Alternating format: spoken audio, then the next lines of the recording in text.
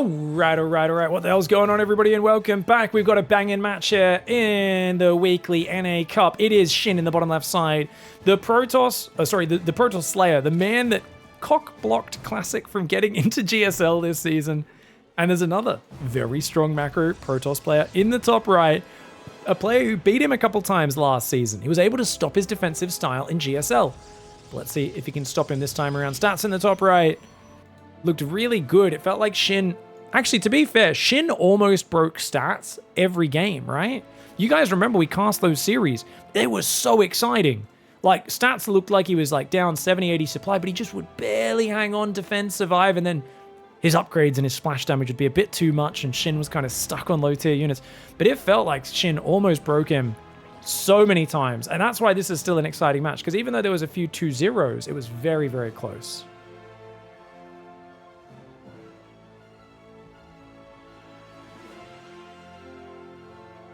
All right, Probe doing a bit of a rotate around, bit of little stabby, little tasey. The drones do, just ignore him for now.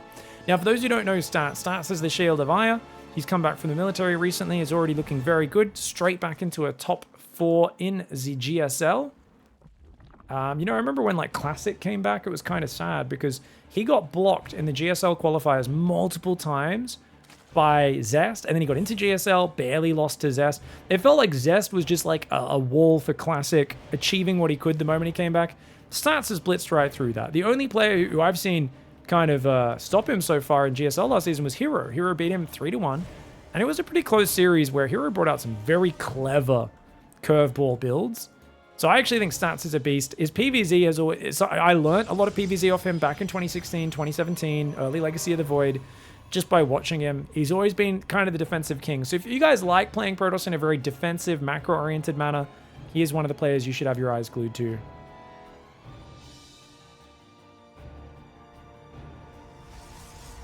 So we're talking about... yeah.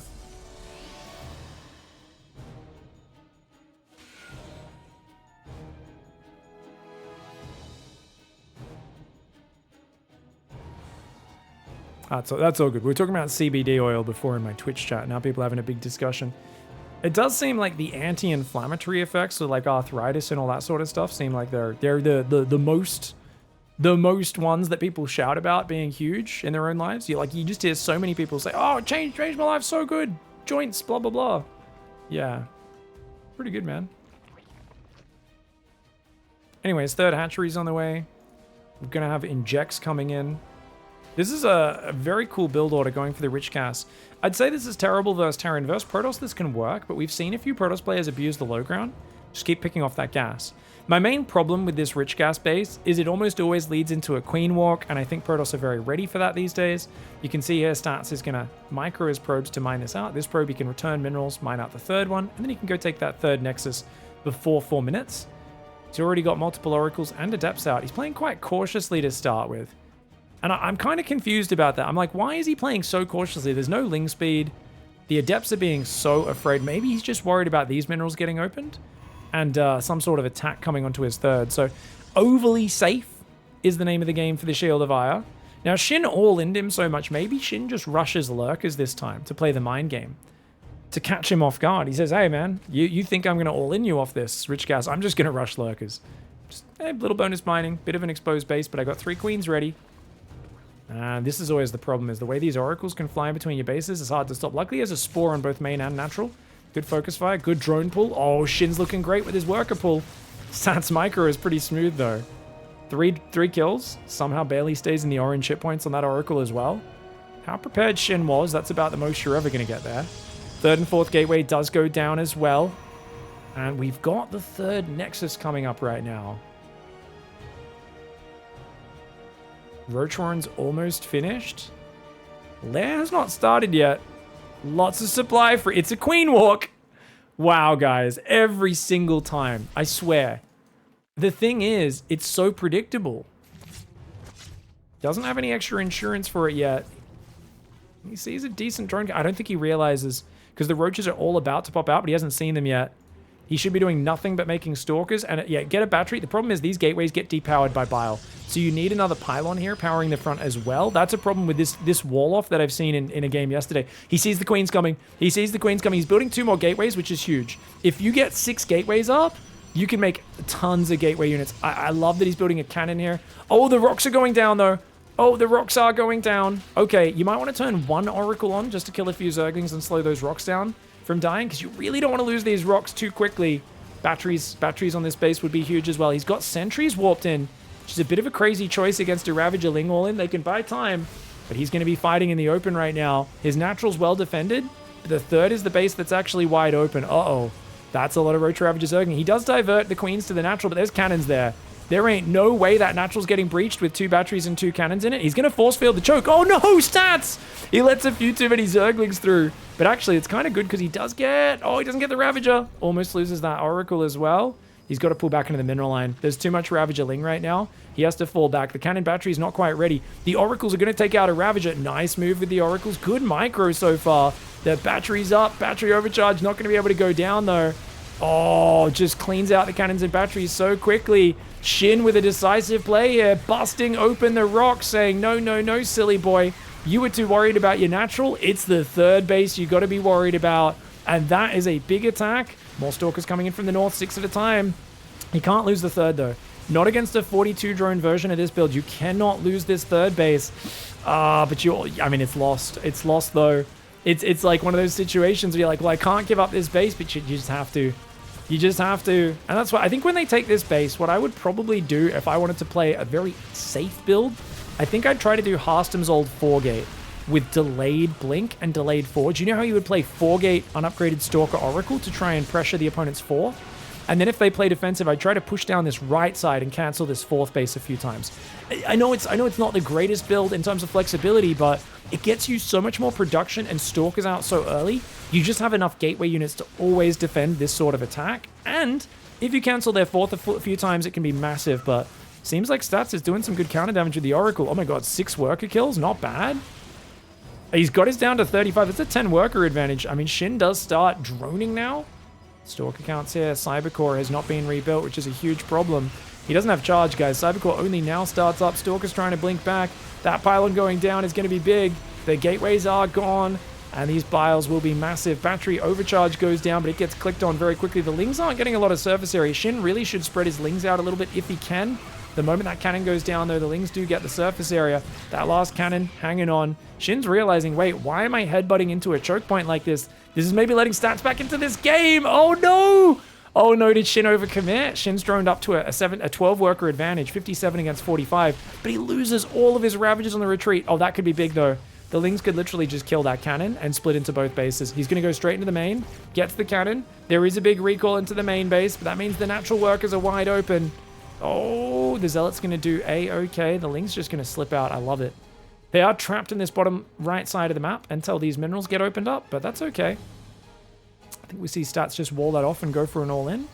No, he's going to try and take a third. Oh, he's so far behind in supply, though. Shin's done really well here. Stats is going to wall him in. Yeah, wall him in that side and then take the third on this side. Oh, that's cute. That's cute.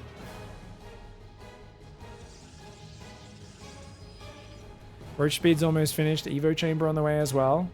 Damn, guys. There's still a massive discussion about CBD oil basically being the heal all in the chat. I definitely think people overestimate what it does, but it does sound like it has some great benefits. But man, I guess it's a perfect time. Anyone out there, CBD company, you keep me up with those sponsorships. What can I say? Twitch chat seems to think it's good. Give me that money, guys. Shin's old name is Ragnarok, yes. So if anyone doesn't know that, I should obviously still say that. A lot of people don't watch all that much StarCraft. Shin, his name is Shin He Bomb, that's his human name. And Ragnarok was his ID for a long time. Oh, that's a juicy cancel. You're already up 15 workers, and now you're locking Protoss on 2 base. Stats is stuck playing Zealot Stalker. Oh, actually, the Lings were never trapped down here, were they? Because these rocks were already open. I'm so dumb, guys. Just forgot about that. Mass Roach Ravager Zergling's all you need. That'll absolutely stop pure Stalker Zealot. It's just a numbers game.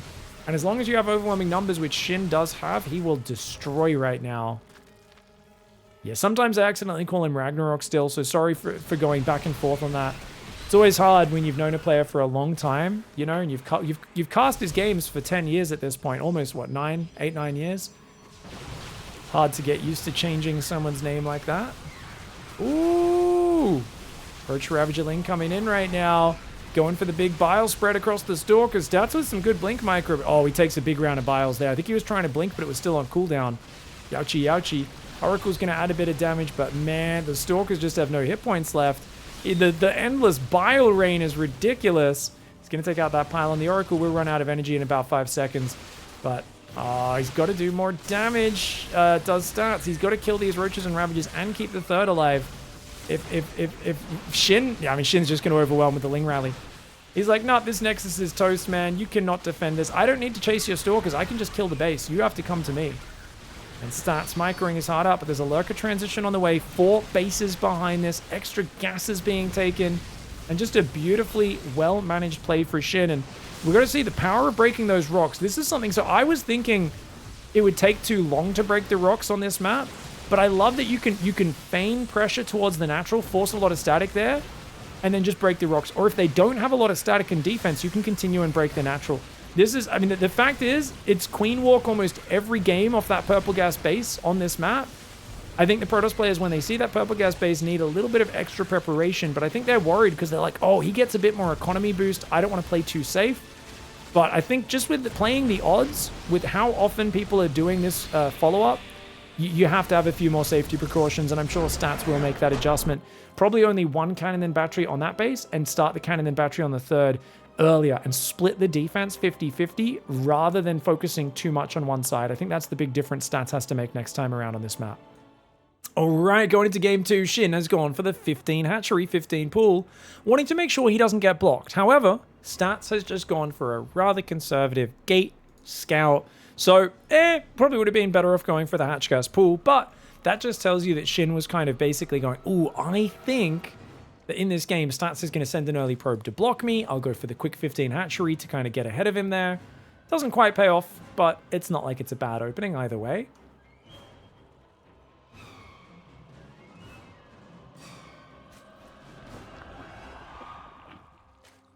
So I didn't do any exercise yesterday. I basically sat around playing games all day. And now I keep having to mute my mic to burp a lot. I'm like, gosh. It's like 1 day of not exercising. To be fair, I drank a lot of soft drink, a lot of the soda, as you Americans call it. You armies. That's probably why. A few too many carbonated bevies yesterday. Nice little probe harassment there. We've got a second gas coming up. Second pylon should be going down next. So it's build a second gas, queue another probe, build a second pylon. Very standard. Probe does end up stealing 5 minerals and leaving. Shin doesn't build a single Zergling. Very economically focused. Now, yeah, okay, now the 2 Lings come out. Fair enough. You really need to catch up in minerals when you open up with a 15-15, so that's fair enough. Notice he's got 2 workers on gas, not 3, which it allows him to still get a Ling speed up at an okay timing, but he's really saying, you know what, the 3rd worker has to do a bit of waiting in between trips. This way, all of my drones are just being a little bit more optimized, and I still want to get that 3rd base up, probably at about 30 supply. You can get it on 28, but I think with the Overlord popping, you are better off building those 2 drones. He just does both at the same time, fair enough. Not a big deal either way. Adept is on the way. Creep Tumor first on the natural. Now, for those who don't know, with a 15-15, this is an incredibly early Creep Tumor. Like, crazy early Creep Tumor. It is so fast, man. It's so fast.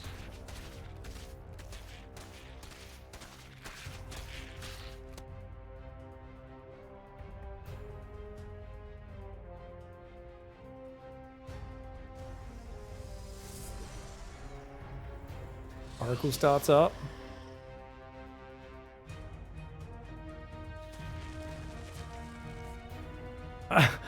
We were talking just before the game started about if there's a mechanic, if the Nidus Worm gets a blockage, is there any way to clear it out? Like, is there some sort of laxative mechanic? And the consensus from the community seems to be, by the way, that it is just give it some Taco Bell. The Queen walks over and just gives it some Taco Bell if the Zerglings are stuck inside, and then they just come flying out the other end. Sounds to me pretty much how Abathur would have designed the Nidus to work. Fair call, fair call. Oracle's going to move forwards. There is a second one on the way. This is just a really safe expand. You know, having 2 Adepts there to guard the probe. goes straight for that, gets the pylon. And notice the pylon placement. This is something modern Protoss players always build it on the diagonal. Here, those Adepts can't get surrounded. Much better pylon positioning from Stats than the Protoss players these days have forgotten some of their basics. But Stats is so systematic. He's a player who he plays with a very set structure, which is a bit abusable in its own way because, you know, sometimes he's just 2% off on his scouting or his defense, and playing purely defensive, that gets you killed. But it also means there's so much to learn from him when it comes to the tiny details. Whereas if you watch guys like Hero, his wall-off is completely random. It's different every game. His pylon placement is very random. You know, a lot of what he does, it does not... It just flows together in the moment, and sometimes it works, sometimes it doesn't. But if you're looking to just learn really good habits as a player, Stats is the guy you want to study. Ooh, does get 4 drones. Going for the 5th was a little greedy. It somehow keeps both Oracles alive. He's going to get to the corner and probably recall them there. I think they're out of range. They should be okay. I would probably recall them just to be safe. I feel like a queen there might be able to hit it. For now, though, the queens are spread. 6 Adepts coming forward. Ooh, there's only 10 Zerglings out. There are 12 more building, though. This might be perfectly timed Zergling count for Shin. He's up 6 workers as well, so we can definitely afford the Lings right now. Depth shading in towards the natural. Lings are ready for it. Yeah, you can't finish that shade. He can. That's more than enough Lings to take this down. They don't have glaives, so the Lings will do okay. It would have been better if the Lings were right on top, so they could have kind of not let them get into the corner. But I think still a pretty decent enough trade for the Zerg. You know, 15 Zerglings for 3 Adepts, maybe not perfect, but as long as you're not losing workers, I think you're okay with it, especially if you could shut these Adepts down and stop them getting home. But the shade forces him to follow that, which means the Adepts should be able to escape. Well played by Stats. Whoa! What the hell? He's going 6 gas. We're going to be seeing charge. Now, why... Oh, never mind. Okay, it's an incredibly tech-heavy blink opening. Did he see the Evo chamber? He must have seen the Evo chamber, right? I don't even know where the Evo chamber is, guys. Am I blind? Ah, he saw it building at the 3rd. So an Evo chamber and a fast 4th are both signs of the Zerg wanting to play a big macro game. Normally it's not safe to go for gas so quickly on your 3rd, but basically Stats is just going to rush straight for Psystorm, and he needs as much gas as possible to warp in those High Templar. He's going to just try and take a 4th base and defend with Oracles, a couple of units, and just chill. The blink is defensive, but he doesn't want to mass Stalkers, especially not into a guy who's going a fast melee. He just wants to get enough Stalkers to have a bit of flexible defense, and it's going to be an economic arms race in game 2. So this is actually, I think, really a situation which you'd think would favor Stats, but Shin is going to do a curveball. He goes for the Spire. Spire is a good choice. It can be very powerful. It's not very fast, though. So going straight to 7 and 8 gas, but then also 9 and 10 gas is going to be crucial. He has to play mass Mutalisks from here. You don't want to build many Roaches. You'd ideally just build Zerglings and Mutas and nothing else.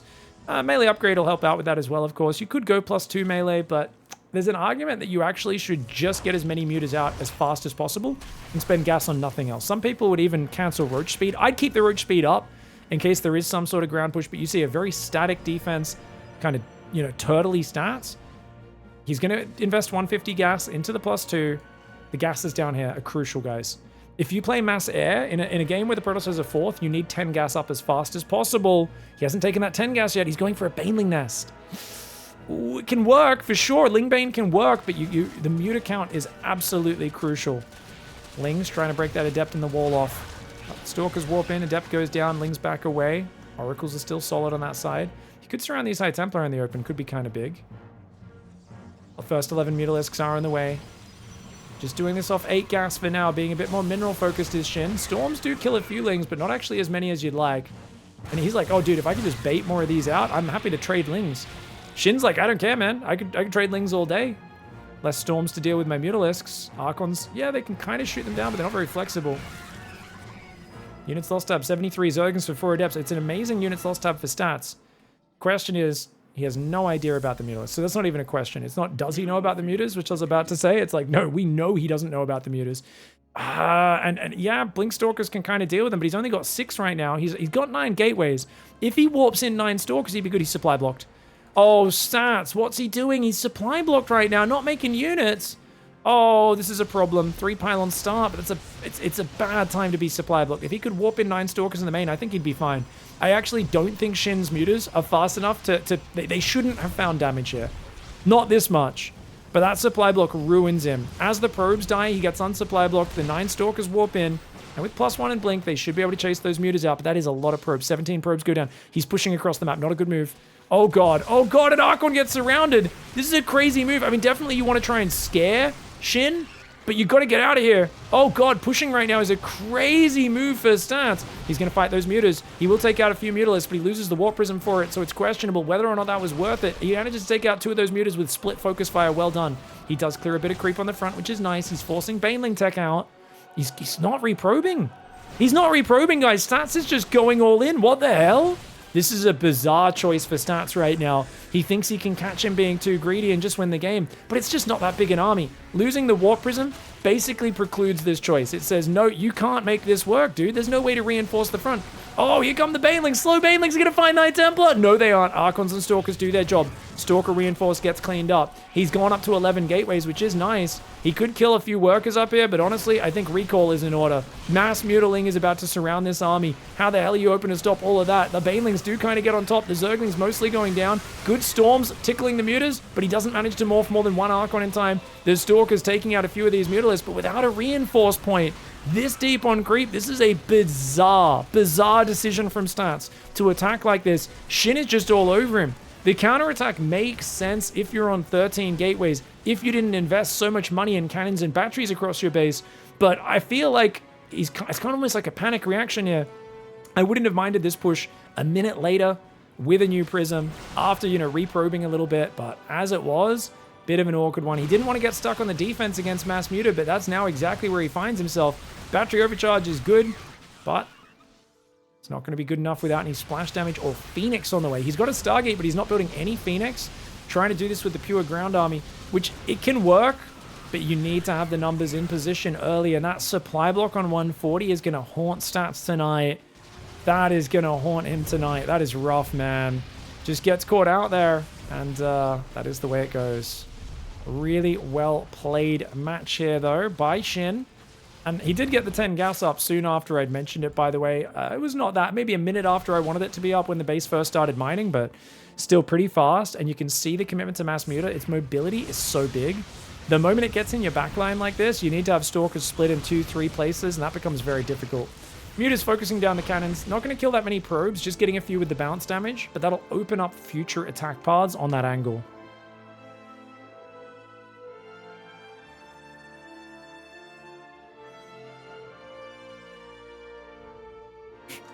Someone in Twitch chat just referenced that. I don't know what they're talking about. They said, "Oh, sadly, I assume the Techno Viking wasn't there to keep order." You guys know the Techno Viking, right? That might be one of my favorite clips on YouTube. Guy getting being a bit of a d-bag, harassing some people at like a big street rave, and the super ripped shirtless guy with the with like the mohawk and stuff, and kind of like a bit of a Viking haircut. It's just like. Removes the guy from the situation and then just goes back to fucking dancing. I don't know why that clip is so funny. Muta's coming in. Stalkers blink forward. Wow. Oh, he gets rid of anion pulse crystals. The Muta commitment is so brave there. I mean, he's losing a few to the Phoenix, but the moment he turns on those Phoenix are going to get wrecked. At the same time, Ling's rolling into that 4th base. The Mutas don't even need to trade that well. They just need to keep the Phoenix count low. And any trade's a good trade right now. I mean, he definitely should back away from this. He's just getting a bit greedy because he's got so much money in the bank and he can remax so fast. And Shin goes, yep, that's more than enough. Stats has to tap out there. A lovely 2-0 win for Shin. All right. We got ourselves a big semis match. MaxPax down here in the bottom left side. The Beast. And obviously a favorite in this matchup. But is anyone really ever a favorite against Shin? He's going Overlord into 14 hatchery. Interesting. So he wants to do a hatch gas pool, but he knows that MaxPax always goes to block it. And he says, you know what? I'm just going to get that down. Now that's interesting because I've seen Shin play a series of 15-15 builds. We saw him, didn't he do 15-15 both games against Stats? At least in the second game. I didn't pay too much attention at the start of the first game. I think I started the recording as well a bit after that. So if you're watching on YouTube after the fact, you definitely don't know. I don't think the Twitch people saw it either. We were stuck in an ad break. But anyways, big thank you, there anyways, for the subby subs. MaxPax gets in and starts just kind of harassing with the probe, being a nuisance. Very standard play for him on Alcyon to start the series. Now, Shin his spawning pool is pretty delayed, guys. It goes down at, was that 6? About a minute 16. So it's about 3 seconds delayed. And that's because going for the hatchery so early, he delayed building a bunch of drones, which loses him a bit of mineral timing. Just means his gas and pool end up being slightly later than usual, but I would say it's not the end of the world. And getting a hatchery down, in my opinion, on the natural is way better than getting blocked. So I'm part of Shin's school of thought of let's not make our life difficult and have to defend 2 adepts with queens and lings split here in our main and down here at a third base, which I find incredibly difficult. And I feel like the top level Protoss players almost always find a bit of damage then.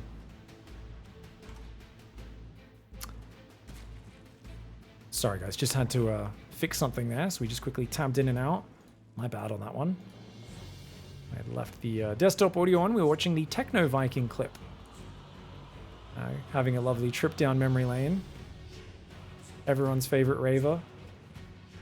The super ripped guy that protects people from people who are way too intoxicated and being D-bags. And also happens to be a fantastic dancer as well. That's why we love the Techno Viking, let's be real. Adept comes forward. We got another Adept on the way. Stargate coming up in the main base. And that Natural Nexus does get chronoed as well. MaxPax is playing as standard as you possibly can. My eyes are glued to Shin. Now, you might be wondering why. MaxPax is cool too. Guys, he's doing the same thing he's done a billion times before. MaxPax perfects his opening, repeats it over and over again. If he does something vastly different, I'll talk about it. But for now, it's just double chronoing Adept. Pretty standard pressure. Doesn't find any damage just yet. But, on the other hand, Shin is going to go straight to 8 Zerglings. Pretty quick ling speed as well. He's going to really respect these Adepts, as you should. I mean, 8 lings is kind of the minimum. If you want to make your life easier against Adepts, it's always okay to go a bit higher. There is blood that's spattered out of this test tube looking thing, by the way. That's bizarre. The lings only loses one of them. Good pullback timing, but he can cancel the shade. Oh, that Evo Chamber is brilliant. The Evo Chamber, because if he didn't do the Evo Chamber, the Adepts were going to cancel the shade and just chase the drones, because the lings had to chase into the main. But he is going to get rid of this Adept. I got to say, this is brilliant defense for Shin. Quick Spore Trick. Ah, he doesn't get the Spore Trick. If he got the Spore Trick, that would have been the cherry on top of the cake. As it is, though, only losing 5 lings for those 2 Adepts is... 5 drones, sorry. For those 5 lings and 1 drone is great for 2 Adept kills. Slipping over my own words here. Problem, he's still way behind on drones. That being said, he's got ling speed. If he could catch the probe, that would be fantastic. Oracle has to turn its laser beam on. Doesn't even lose a Zergling. Shin's looking great. And he sees the Oracle laser's still on, so he keeps running. If the Oracle turns its laser off straight away, you can go right back in, force it to turn it on, and drain all of its energy.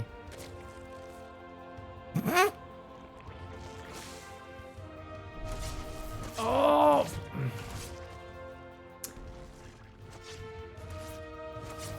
Oh, 1 drone goes down. Oracle does take a lot of damage though, so I'd say pretty damn good defense by Shin. If he pulls these drones as well, that'd be great. Pulls them just a second late, but at least he gets a little bit of paint chipped off the Oracle, which is something. The problem is that his work account's not amazing right now. He's gone only for 5 queens. I was about to criticize him for building 3 spores this early, but if you're only playing 5 queens, I think that's perfectly fine. He's got lots of drones coming out now, so he should be overtaking MaxPax soon, but MaxPax is about to come across with a few more Adepts, which will force him to build a few more Zerglings, 10 more lings coming in. The ling on the 3rd there is nice, and you can already see a few probes long distance mining, but the Adept will come out of the wall in to deflect that nicely. Adept shading forward towards the 3rd, Oracle's diving in towards the natural. There are 3 Oracles on the map. And the Adepts, they actually commit to the shade, already getting a drone, make it 2, make it 3. The Oracles on the natural did pull back from the spores, but 4 drones, not a bad trade for those 2. And now he goes in, once his full attention is able to be given to it. 3 more workers go down to the Oracle dive. Look at the focus fire though for Shin. Shin's gonna get it. Gets that Oracle. Juicy. Dude, Shin's doing really good. Despite that, MaxPax income is just insane. Oh, if these lings ran in then, he might have got a bunch of probes, but he's just so busy with the multitasking. The stasis trap's keeping him busy there. He does now go in. If he can just click on a few of these probes, those are free kills. If he just shift clicks the probes on both sides, this could be massive. Oh, great pullback with the probes there behind the Stalkers. He could get big damage. At least 1 Stalker should be going down. Dude, the probe micro is insane. Did he lose any probes? He lost no probes. Only 1 probe and 1 Stalker for like a good 15 Zerglings, or maybe 10 Zerglings died there. Still, that's awesome. MaxPax got away with murder. If Shin clicked those in earlier, I guarantee you he'd be in an amazing spot right now. As it is, he's up 5 workers. His Roach Horn's just finishing. He's got an Evo Chamber and a Spire on the way. Shin loves his Spire. maybe a bit too reliant on that since he did show Spire in the last round, and MaxPax may have seen those games. 6-gate Robo and 5th and 6th gas. Looks like MaxPax going for a 4th base just after the 6-minute mark. This man knows how to greed with the best of them. You know, some people said greed is a sin. Other people say greed is a bit of a thing. Did he just fart? Me? No. What you heard was me kind of chortling. Someone in chat said CBD got my wife pregnant twice. And I was like, I was just like, oh my gosh. It kind of made me die. It kind of made me die. As I made a bit of a stifled giggle to myself. The other one was someone said something, they're like, CBD taught me how to ride a bike. So I love that CBD, you know, got my wife pregnant and taught me how to ride the bike. These memes are just killing me, so keep it up, fam. I do like that my like weird noise I made was, I made like a, and you guys thought it was a fart. I gotta check the VOD. If someone clipped it, link it up for me after the game and I'll check it out, see if it, who knows, maybe I did fart. I would unashamedly fart. I would own up to it. I would tell you, I'd be like, fuck yeah, I farted, it was great. You guys hear me. I regularly let out big ones, farts, burps, whatever on the stream. I know it's not the nicest thing to hear, but it is what it is. Anyways, Stalker's coming forward on the right. Mutas are on the way. This is a good push timing to try and punish him for spending so much money on those mutt-mutts. I don't think we can get this gold base up right now, Shin. Shin! Don't just hand him 300 minerals on a platter. Oh, God. Well, if he cancels it, at least he gets a refund on 7. Yeah, he only spends 75. That's okay. Lings are going to come in. The cannon and the battery should be enough for this. I like that. Clicking a gateway, because you can get so much surface area. Maybe even get 2 of them. MaxPax kind of needs those gateways right now. Yeah, 2 gates. It's worth it. Doesn't cancel either. One of the gateways got cancelled, not the second one. Mutas have snuck by. Oh, this is huge. He's got roaches defending, and the mutas find the mineral line. The roaches are going to try and chase him back in the middle. Even though the roaches are probably the weaker army right now, and they do get caught by a giant stasis trap, the mutas do take out 7 probes, recall to the natural, which means the main is pretty wide open. Few stalkers do warp in. This is the difference when the player's not supply blocked and they've got those gateways ready, though. The mutalisks get damage, but not as much of a spiral. And all that does is even out the worker count, because MaxPax was disgustingly greedy. All that does is bring it back to even workers. And even as he kills more, it's like MaxPax is probing so hard, he barely is at a deficit, only down 1 worker. Shin on Lingbane Ravager behind. So it was just 1 round of mutas to force Phoenix, force a big reaction. He's going to try and break this 4th base, which I think he can do. Oh, Storm's done! Maybe not. Storm, Warlock, multiple cannons and batteries. This is going to be hard to break, man. I don't think this is a good attack angle at all. He could stop and just bile the gateways down. But I think the Banelings would be better off hitting this 3rd base right now. He doesn't have any Banes ready. Only 11 right now. Roach Ravager Zergling take out the cannon. One of the gateways goes down. The other gateways are starting to take damage here as well. Oh me, oh my. Starting to pick off the gateways. The gateways are going to go down. This is really good for Shin. Just lowering the production count. MaxPax is replacing some gateways behind this, but he's down to just 7 right now. Which is not what he needs to spend his money, really. Immortal production does start. Oracles are going to kill some Ravagers, but there's only 1 with energy. 60 energy on that Oracle. Mutas are going to come over to try and clean that up. A few Baneling Cocoons do get caught. Oracles have to back away. And, oh, the Oracles barely survive. Oh, the Mutalisks. Oh, Shin forgot about those Mutas. Does pull them back at the last second. Baneling's going to go in. Banelings! Banelings! Oh, the Storms are good, though. And that is not looking great. I really think Shin needs to hit the natural, the 3rd, somewhere else. This side not working. Oh, trying to force his way in right now. Roach Ravager doing pretty well. Zerglings as well. Ooh, but the Stalker Archon is just so big. I don't think he's got the numbers behind this. Clears through a few Archons, but this is an expensive trade, and MaxPax has money for days behind this. He's got +2 attack. There's only +1 range for the Zerg. Shin does take out the last Archons. He's got a decent Ling reinforce. That Observer somehow still survives about 1 billion biles being thrown in its direction. And being on just 74 workers, we are seeing MaxPax weather that storm. Phoenix find the last Mutalisks as well, so those will go down. There's still 2 Oracles putting down stasis traps, 26 Stalkers, Immortals, Archons. The one thing that's missing is High Templar right now, as MaxPax does need to get more energy up for Storm, but remaxing on Ravager Ling Bane, only now taking the gold base. Shin is a player who commits 100% in this matchup, and he has not found the weakness.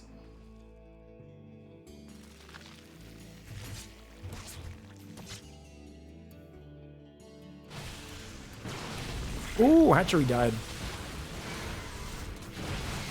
All right, Bile goes down in the stasis trap. Oh, let out another one, guys. Whoops. Ravager Ling's coming in right now. Ooh, Phoenix picking up Ravagers. Hello. Trying to Bile him down there. Phoenix being a nuisance, but gotta dodge the Biles. This is a lot of work to get just 1 or 2 Ravager kills, but you know what? Hey, it's worth it. Better than getting no value, right? Gold base coming up. Oh, did he just blow Banelings up on the rocks? He blew up a couple. I don't think it was too many. Oh, he kills a few of his own Zergans with his Biles accidentally. Shin is all in. Guys, why does he keep attacking this angle? This map, if you sneak into the natural, this is the best angle to open up a new front, but Shin is a bit too frontally focused. Normally he's a bit trickier than this. I understand he wants to deny the gold base from being taken, but if you allow MaxPax to defend one position like this, there's no way. I mean, to be fair, Shin's already so far behind. He's desperate. I understand that. He's got to make a play happen because he's slipping further and further behind the longer this game goes. Skytoss transitions on the way. The Zealot run by is coming in. Second Warp Prism in the natural as well is going to be dropping in a big Zealot Warp in. The Stasis Traps are disgusting. Stasis Trap Storm stops in his tracks. Zealot Warp-ins over there. Yes, the Queens were going to deal with it, but there was just nothing happening on the front. 2-1 units lost, and MaxPax shuts him down in game 1. All right. Pretty nice game 1 for Mr. MaxPax. In the right side now of Ghost River. Shin in the top left. And Shin, we're going to be doing that 15-15. My man. My man. Not a bad way to change things up. MaxPax is going to be trying to block him as he goes for every game. I don't think that gets here early enough, going for a Pylon Scout. But MaxPax, he doesn't really play the mind game. Like other players, they try to vary it up and guess what their opponent's going to do and counter it. MaxPax kind of just goes for the standard block timing every game, and if you get the hatchery down, he kind of just shrugs his shoulders and goes, it's fine. That's okay. I'll just go harass in the main. Now, it looked like Shin was finding some success with the Mutalisks. However, what if he went Mass Mutalisk again? Would that have worked? MaxPax, you know, maybe could have defended it, maybe not.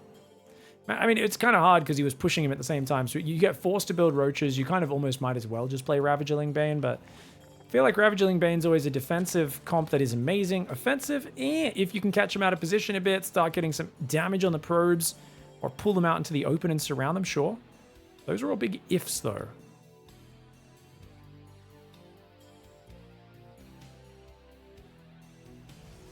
Nexus is going to go down there in the natural. By the way, guys, there was no clip of the fart. It didn't happen. I was being gaslit. Twitch chat showing once again they're on my maturity level. Farts, poos, bums, and wee-wees are basically the peak of humor when it comes to Twitch chat.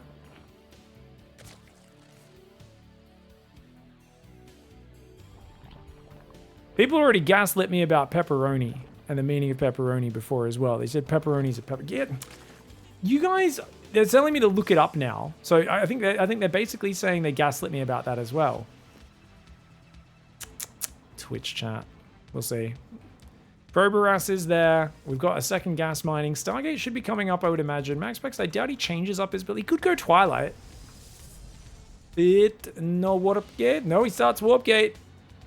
Does he cancel it to make the Stargate? Or are we actually going Twilight? I think he might be actually going Twilight, guys. Oh, he is. He is. Okay, that's exciting. It's a change up. See if Shin can defend the Glaive Adept opening, most likely. I have seen MaxPax go DTs as well recently. I think I played MaxPax the other week and he did DTs. And I basically gambled on him going, because I hadn't seen him play Dark Templar in the longest time, like 6 months or more. So I was like, oh yeah, this will be Glaive Adepts. And I gambled really hard on it being Glaive Adepts. I still managed to survive a while in that game. I think I lasted about 11 minutes, which was when you gamble on it being one thing, they do the thing that counters you. You don't have any detection. You lose your third base. You're pretty proud to survive 10, 11 minutes first, MaxPax. What can I say? Washed up commentator lowers those goalposts a hell of a lot. Oh, dude, he's really blocking this third though. This is very annoying. And should be able to get that third. Ooh, the shade can block it, but able to get it down just before that shade gets on top. Second gate and third gate go down. Now, this is a small map. You don't need a robo, guys. You can just shade adepts across the map. They get there really fast. I do think you should normally go up this ramp coming from this side because then you can shade into the natural while threatening this mineral line It's usually nice to like threaten 2 bases, whereas if you just run up here, you're not really threatening a mineral line. I guess you could run in that direction, straight towards the mineral line, and then get the shade towards the main even. That is a possibility. I don't think Mutas is a good choice on this map. Twitch chat's pointing that out, and I totally agree.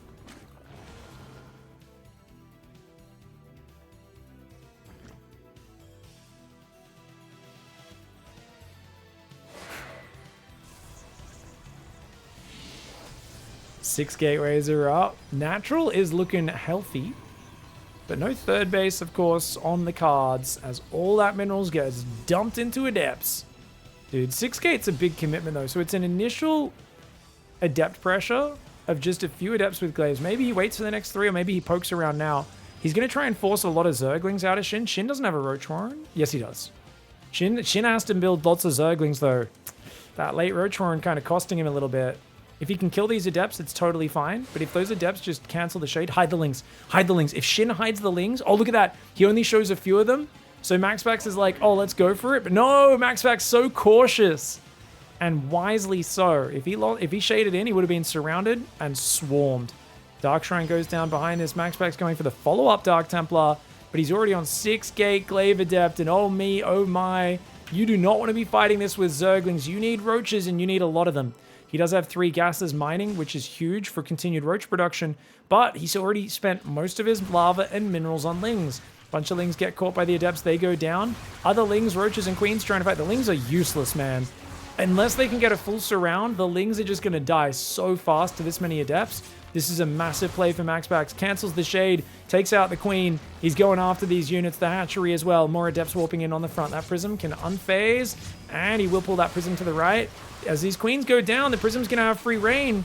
Oh, man. Roaches are falling as well. He's going to go. Oh, he cancels at the last second again. And pulls back for a moment. He can shade in towards that main. This is huge damage. Third base still has not started for MaxPax. Massive commitment. Shin does not have any detection as we speak, which means the first Dark Templar could be fearsome. He has a lair, though, so he can make an Overseer, which only takes a few seconds to morph. Adept does take a Bile. Oh, he picks it up and saves it. MaxPax has lost 3 Adepts. Oh my god, he's only lost 3 Adepts. Does hit some big Biles there, though. That was kind of nasty, just standing in it. Bit too busy trying to warp it in the main base. The Lings are there with the surround. It's DTs, though. It's DTs in the main base. Oh, and they are ripping those Zerglings to shreds. Zerglings trying to defend that main base, but uh-oh. The worker count is going to get massacred. Adepts are still hanging out at the front. That third hatchery is very low. Dark Templar getting whatever damage they can. He's just going to try and kill anything. I don't think MaxPax cares too much what he kills as long as he's getting damage. He's got charge on the way behind it. He's thinking about that immortal transition. Dark Templar pick up at the last second and get saved. A few drones will go down, but the Adepts are getting jumped on by those Zerglings. The DTs redrop in the main base. One of those DTs gets very low. MaxPax saves it at the last second. The DTs in the main are still ripping it up. The DTs get saved, all of them. The Adepts go down, but guess what? Shin is on 30 workers. Shin is bleeding out of every single orifice, which includes where his limbs used to be. Arms and legs are being chopped off. He's just he's not even a stumpy human. Yeah, the third hatchery is there. It just felt like he just got ripped to shreds. And I mean, he could have hung in there and said, "'Tis but a flesh wound," as he sprayed blood all over MaxPax's face. But that was the highest chance he had of doing damage in this game, was giving MaxPax an eye infection by spraying blood in his face as he keeled over. There was no way of getting back into this. MaxPax looking dominant with a strong defense game 1 and a great Twilight aggression build, 6-gate Glaives into DTs in game 2. A very un-MaxPax style, but it's awesome that he can mix this in. GG, well played. Alright. What's up, everybody, and welcome back. We've got ourselves BYUN in the bottom left and Hero in the top right. It is the semifinals, and these players have both cleaved through some very fierce opposition. Honestly, BYUN's been looking pretty darn good lately. I think the only time he's looked weak in this matchup is when he's a bit too obsessed with with those 3 command center builds that he has been doing a ton lately. I mean, we're talking about a lot of big 3 command center builds from him, from Clem, from Maru, all the top Terran players lately trying this against Protoss and having mixed success. There have been moments where it looks fantastic, but there's been other moments where it looks rather flaccid. Seems a little bit like, kind of like, you know, when you choose not to scout as the Protoss player, which, by the way, BYUN is going for a gas first opening, but Hero appears to not be scouting. And there are certain builds, like double proxy Marauder, often just kill you when you do this. Because even if you build a blind shield battery, if you don't find the proxy, which you'll often scout out there with like an Adept or a Zealot or a Stalker or something a bit later, if you don't get any warning, you just die. And it's kind of a little bit of a coin flip, and it kind of feels similar with 3 Command Center for Terran, where if you get away with it and the Protoss plays very standard, it's usually quite good. But if the Protoss either scouts it early, or if they happen to do something like the old 2-base Storm Charge build, oh me, oh my, you in trouble. And things can get out of control very, very quickly there. Now, the probe is going to already start mining open these gold minerals, I guess, to take a third in a straight line. Not a bad idea. I like that. I do think this front third, it's not terrible, but it's, you know, it's a little bit more pushable. And if you can just delay their first push and kind of surprise them by being in an odd position, that could be nice. On the other hand, isn't this side way too open to drops? I feel like it is. Yeah, I think he's just preparing for the future with that. I don't think he's necessarily going to take a third base there. Anyways, shield battery goes up in the mineral line since he's played completely blind. That's also going to allow him to shade this first Adept across the map without having to defend the probes. And a Stargate goes up in the back. Reaper's coming over here for BYUN. He's gone Command Center on the high ground, which does mean he's quite safe here against the early Adept. Factory's almost done. Reactor is 3/4 done as well. The Adept doesn't even stop to hit him. Wow. That Adept has a purpose, and that is go kill the SCV building the Command Center. Little does Hero realize that it's on the high ground. Unfortunate for him. Does get scouted. If he kept the Adept at home, there was a chance that he could shut this scouting down, but as it is, you're going to see Hero now shade in and realize, there's no Command Center on the low ground. Now, you should be able to spot that Command Center from the top of the ramp. There we go. Does see it. Ooh, oh, the Reaper doubles back in. Gets himself a kill. Oh, and barely escapes. Nice moves by BYUN. BYUN gets out of there. Meanwhile, at the same time, Marines are popping. Unfortunately, the Adept had just attacked the depot, so it didn't get an attack off on the Marines popping out. Just a hot tip, guys. Don't ever rally this barracks here, because if you built your Marines at the same time, there might only be space for one Marine to pop out here, which means the next Marine will pop out here. That's how you get your units stuck on the outside of your wall off accidentally. But hey, there could be a bit of a Sanger here. Ooh, is he going to catch it? Is he going to catch it? It's going to be kind of tough. As long as BYUN jumps into the main, I think he's fine. No, there's a third Adept. Never mind. You dead, boy. And what's good about that for Hero, not only are you denying scouting, you're denying specific scouting, and that is the fact that you went Oracle rather than Phoenix. Now, Oracle, for some reason, didn't go straight across the map. And that's bizarre. What's he doing? Guys, why is he not moving across? Okay, I think he expects this sort of push coming out. Yeah, you see, he's been trying to patrol both paths. So he's going Stasis Trap on the left. He's going to watch the right. But this is a very early double Cyclone Marine push. Liberators on the way behind it. Another Cyclone as well. Liberators have just been all the rage in this matchup lately. Protoss not having anything except the Stalker to shoot up, and the Stalker, of course, being a very fragile, expensive unit. Oracle almost goes down to start the fight. No shield battery! 3 Adepts and no shield battery. Okay, the Adepts have to go after the Marines, but then what are you going to kill everything else? He's got to pull the probes right now. His probes are late. His probes are pulling very late. The Oracle gets F2'd in. Oh, no. Okay, he managed to take out 1 Marine, but he's got to focus fire these Marines. Okay, the Adept does take down 1, but only 2 Marines go down. 2 Marines for 3 Adepts. The probes are getting wrecked. This is terrible. His warp gates are finished. That's all he never needed to buy time for. But 9 probes, an Oracle, 3 Adepts, 10 probes in total. And what did you lose? 4 Marines and a Cyclone. You've still got the Liberator up. BYUN just builds a bunker. Talk about a slick opening. Only saving grace for Hero is the fact that he does have a quick third base, but that still just feels very awkward. This feels really terrible for him, man. Probing coming in, new Oracle being built. It's Oracle into 3-gate Blink, which is a good build order, but man, the thing is, it's crazy how bad it is losing an early game Oracle. I remember in early Legacy, it took us about 1.5 years for this to fully sink in, but I remember by about mid-2017, some of the top Protoss players talking to them and them just saying, you cannot lose the Oracle. Because at that moment, it was this sort of similar opening, PVT, you'd open Oracle first, and all of the specifics were like, never fly past this part of a building because there could be a Widow Mine hiding there. Never fly past the radar dish or the top of a gas because there could be a Widow Mine hiding there. Like, there was all these rules. Don't go too close to these minerals unless you're darting in and out to see if there's a Widow Mine tracking line. Because if you accidentally flew your Oracle into a Widow Mine, it was considered pretty much game over. At least a massive disadvantage. Now, obviously, everyone's understanding wasn't as good back then, but that was something we picked up on relatively quickly as players, and it really does hold true because the Oracle costs so much. Oh my gosh, trying to give us a seizure? What is this, mate? The smallest patrol path known to man. The Oracle's just going to spaz out over there. Liberator's waiting to go into his back door. There is a Marine there as well. He's going to go charge. Now, disadvantage of charge. As this bio army scales, Zealots suck. Advantage of charge, they're very cheap. They're like, Mass Zealot is one of the best ways to make a comeback. Because if you can win against their mid-game push or fight, then you can buy time to transition into a fourth base, gases, all that other stuff. But putting all your eggs in one basket is what you have to do when you're behind. Notice no gas on the natural, no gas on the third. Now, if BYUN scans the natural, Hero's heart will sink. Because if he knows... Okay, he does see Mass Gateway. That might be a little bit of a tell, but at this timing, it's kind of difficult to really read into that. Good recall. Stalkers take out the Liberator, only 2 probes going down. That was pretty slick defense. Here comes the push. Third command center goes up on the high ground. Right now, BYUN has 5 Marauders, 21 Marines, 2 Siege Tanks, 2 Cyclones, 1 Medevac, 2 more Medevacs popping out as we speak. Stim Shields and +1 will all be done within the next 30 seconds. Concussive Shells is queued up behind Combat Shields. Couple Sentries can help out with Force Fields, but how much? Second Forge coming down. Hero is 100% committed to Mass Zealot. Starts chrono boosting +1 attack as well. His 4th base is down. He's on 8 gateways. It's 8 gate Zealot Stalker with a couple sentries, and that's all he's going to have for a long time. Stasis Trap does slow down the push, which is nice. He's got a Stasis Trap on the left as well.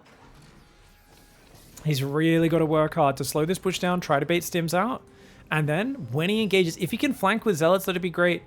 But I imagine he's probably just going to attack from one side. Now, Widowmine production has started behind this. Sorry, there's a little bit of a skirmish at the front. Stalker's blinking away cautiously, no battery on the natural, and I think that's the right call. With Zealots, you're never able to really fight with a battery. You have to go out there and fight the Terran. Catching him as he's sieging up is huge. That's a very good start to the fight, but notice when the bio pulls back, the Zealots do start to crumble. Right now, slight unit efficiency for BYUN. BYUN's looking for more efficiency than that. Remember, this is a 61 probe Protoss who's going to be pumping Zealots non-stop off 8 gates. Stalkers on the right, Zealots from the left. He kind of lures BYUN deep, but the Widow Mines! Big Widow Mine hits all over those Zealots, getting big damage right now. The bio cleaning up the Zealots. The Stalkers will blink away. The bio's heavily wounded. With another Zealot warp in, Hero might be able to defend this. Notice on the minimap, there's no rally. There's no units coming into the fight right now. Not sure if that's miss macro or it's just the way BYUN was playing kept some safety at home. Those last 2 Widow Mines get big hits. He saves most of his bio. That still felt like a decent enough fight for BYUN, but as we can see, only trading a few hundred minerals positively. Hero has a 4th up as the 3rd is only just floating over. This is good. Hero's back in this game. That was really good micro. The way those Stalkers kept fading away to the right, the Zealots to the left, and kind of luring BYUN into the middle where his units could sandwich him. That was very nicely done. Now, notice he's got very little gas, so he's going up to 3rd and 4th gas. I hate the cannon and battery next to each other. That really messes your mining up, but I mean, it's 2 mineral patches being de-optimized. That's not the end of the world, right? It's small considering the grand scale of things. +2 armor's almost done, +2 attack coming in as well. I still feel like, you know, BYUN can absolutely turn this his way because, well, even though you're down in economy, it's still just 8-gate Zealot Stalker. But he has to get his army bigger. So BYUN's got to be careful. He's got to, oh my god, he's got to do a fine line between trading aggressively and waiting for a bigger army. Right now, he is trading, and he is doing it rather well. Good trades. The reason I'm saying that is if Colossus come out or Storm, it's going to shift back in Hero's long-term favor, potentially. Oh, nice medevac snipe. BYUN's got to be careful like that. Second eBay and Armory go down. Here's a little bit of supply blocked right now. 3 depots do start up. That Widow Mine taking out a single Zealot. Zealot cleans it up. Hero happy to take that trade. There are more Widow Mines behind this. A Stasis Trap up to the left. That could actually come into effect during this fight. Bio pulling away. The Widow Mine's getting some decent hits there. Nice spready on that Zealot. Drags a Widow Mine shot away. Hero does allow... That Stasis Trap is about to run out. It actually gets a really good hit. Now, BYUN... Oh, going a bit far forward. Your units can get stuck here on these Stasis Trap guys. He's trying to bleed out the Zealots as best he can. Hero's just going for it. Hero, the Mad Dog, there's a whole pack of bio behind him as well. This is a crazy dangerous move, but it could pay off big time. If he can clean through BYUN right now, stop him getting to that high unit size, it extends the period where Mass Zealot is useful. Keep the fight small and Mass Zealot will be good, but oh god, the bio coming in from behind. Zealots fighting a bunker on that left side. Stalkers on the right fading away. Sentries go down. All the Zealots go down. Yes, he kills a bunker. Yes, he kills some stuff. But units lost have now 1,500 resources in favor of BYUN. Worker count, there's only a 9 work. I'm good at numbers. 7 worker advantage. I had it the first time for Hero. Second Robo Bays now out. He's got himself an Immortal, but no sentries. And it really feels like Hero's army, the moment those Colossus come out, is much better because he's got 2-2 about to finish against 2-2 just starting. He's got a 5th Nexus on the left of the map. But Widowmine is going out. Wasn't there a Liberator? Where'd that Liberator go? Oh, I think he accidentally F2'd it back into his army. That's a bummer. And this Observer. Great vision on the Observer. Does see the 4th command center's just started. BYUN can go toe-to-toe in this sort of situation for a while longer. Oh me, oh my. Uh-oh. Hero's kind of cornering himself. But that is a +2 engineering bay coming down. Denying +2. It had only been going for about 45 seconds, but that's still going to be effectively, combined with the eBay build time, a good 65-70 second delay.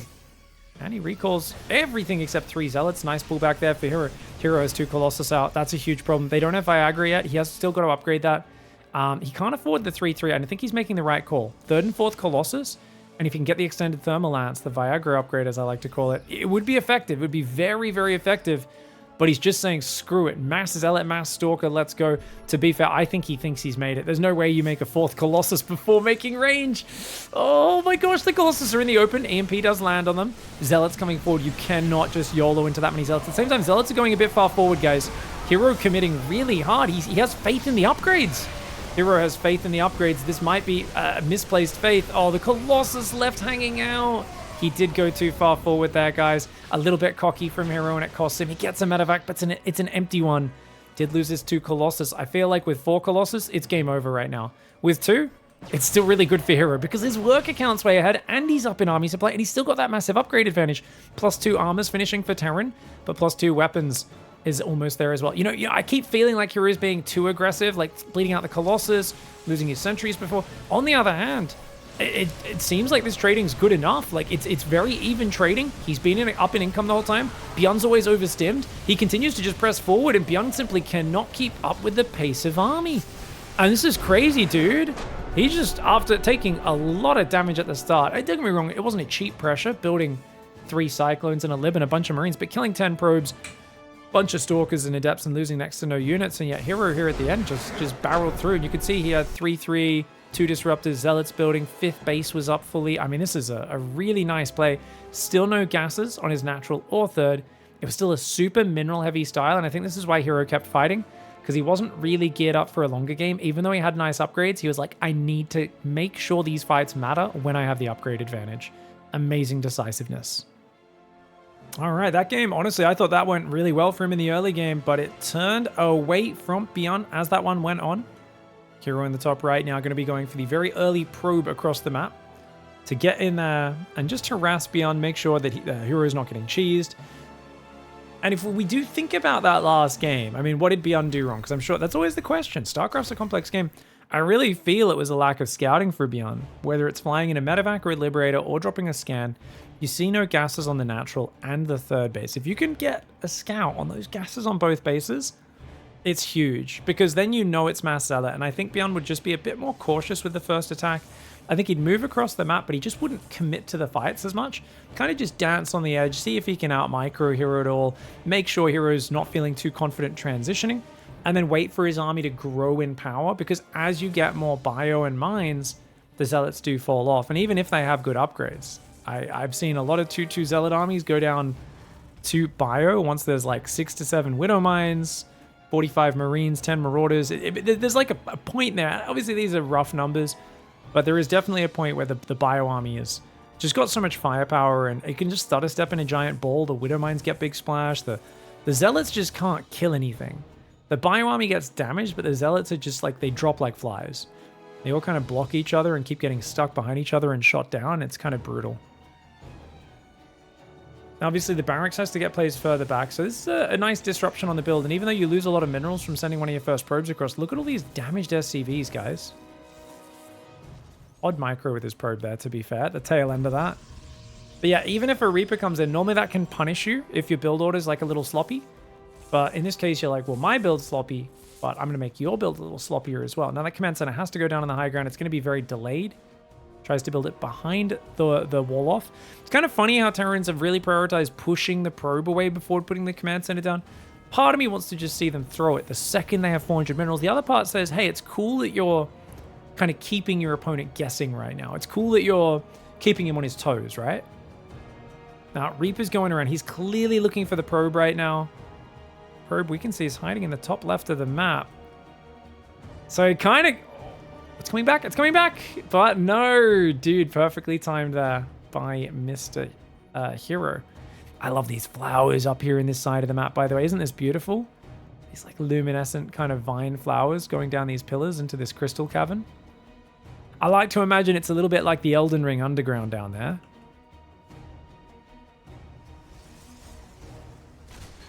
All right, Reaper's going to go in. Oh, not a bad start. Gets himself a probe, gets in, gets out. And this was a Stalker first build. Now that makes you think, okay, this is probably not going to be Stargate. It could be, but it's, you know, it's something where it's kind of rare to have the gas for that. 2 sentries already. What is this? Oh my gosh. That's a 3-minute third Nexus. Australia would be proud. And Australians would be proud as well. Notice we pronounce those different. To be fair, Australia, if I get excited, Australia and Australia are basically the same thing. So it's a soft L, that's for sure. My country is a soft L. Oh, geez. But yeah, this is basically a Sentry build, Stalker build. I wonder if he goes Immortal off this. That's usually Australia goes Robo from here. He goes Twilight. The greed of Hero knows no bounds. So that Reaper gets blasted. Check this out, guys. So it's a 1-gate, 3rd Nexus into Twilight. We should be seeing 2nd and 3rd gateways, I would imagine. And then a Robo after that. A lot of people might be... Actually, Hero might just skip the Robo. Dude, imagine if he skips Robo, goes straight Double Forge, and just goes like Mass Stalker Zealot again off a ridiculous mineral income. If he does that, that's going to be hard to deal with. What is this? Oh! He hallucinates probes to see where the medevac's coming from because he doesn't have many units, so he needs to keep them all together in a central location. Look at that! So the medevac actually flew through the watchtower, which also Hallucination took control of, and Bjorn's like, cool, free probe. Oh, it's a fake?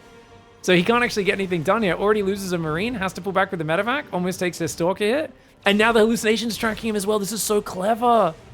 So the sentries, even though you have so few units, they can actually cover more ground than other units using Hallucinations, both to track the medevac in the form of the Phoenix, once you know where it is, and the probes to just split up and scout multiple areas. I saw someone else do this the other day as well, where they use probe hallucination just to try to like see where the enemy army is. And apparently this has been getting more and more popular recently with like a few of the European Protosses as well. They're like, oh, I lost track of the army. Quick, hallucinate probes, spread them out and try to see what's going on. Oh, the hallucination almost dragged the Widowmine. But there we go. He'll get himself a single probe. And the 3 Stalkers in the main. Nice split on the units, dude. So Bjorn doesn't find any damage. Oh, he's got Banshees on the way though. Very fast cloaked Banshees. And guess what? If you use all your hallucination energy to track the enemy drops, you don't know there's a tech lab on that starport, and Cloak's already almost done. Oh my lord. Cloak is already almost done. Hero has had a ridiculously greedy build, and Bjorn needs big damage. But he's going to find it.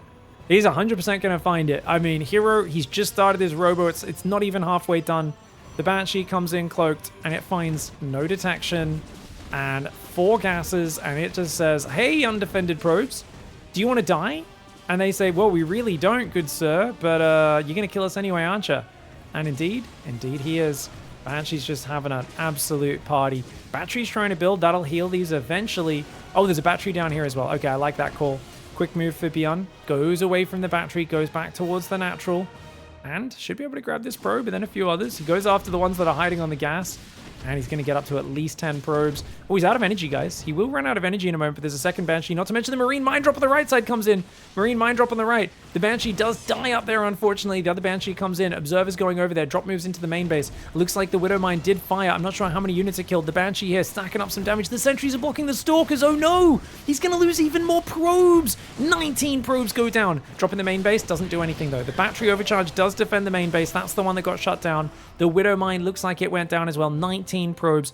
And both Banshees did fall, yes. So you know what? Bjorn just did massive damage, but that was a good scramble from Hero. The extra shield batteries in the main and the third, they're running the probes around to limit damage, they're getting the Observer chronoed.